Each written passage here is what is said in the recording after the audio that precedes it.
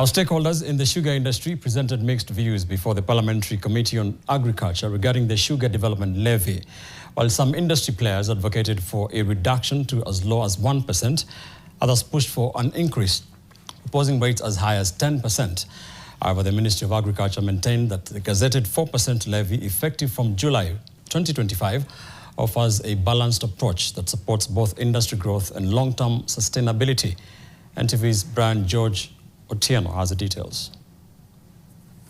Effective 1st July 2025, millers and importers of sugar were required to submit 4% in sugar development levy of the value of imported or locally manufactured sugar. According to the Kenya Revenue Authority, the levy was to be payable by every miller at the rate of 4% of the ex-factory price by the 10th day of every month immediately following the month when the sugar is manufactured.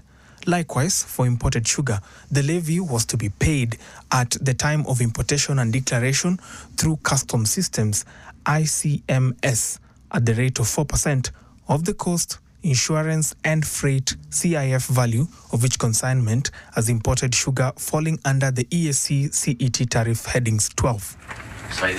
On Thursday, sector players pushed back, wanting the rate lowered or increased to 10%, rates that Agriculture CS Mutahi Kagwe challenged, stating the existing 4% is fair.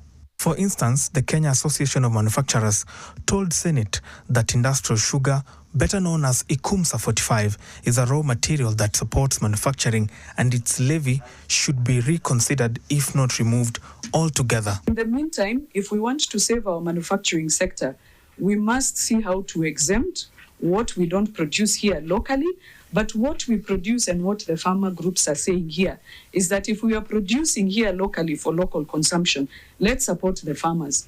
But where we don't produce industrial sugar, we are requesting that this committee considers that and that we see that there is an exemption until the day we are able to do this. Under the Sugar Act 2024, the levy proceeds are ring-fenced for key sector priorities.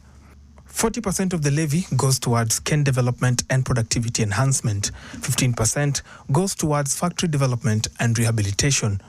Another 15% goes towards research and training.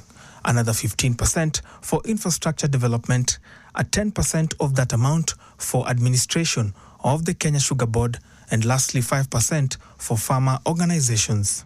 The CS stressed that these allocations are critical at a time when the industry is grappling with a severe cane shortage, new milling investment in Transmara and Bura, and the urgent need to replace 97% of old sugarcane varieties with the high-yield, drought and disease-resistant varieties. Our capacity is over 1 million tons, at which point we would actually begin to export sugar from Kenya.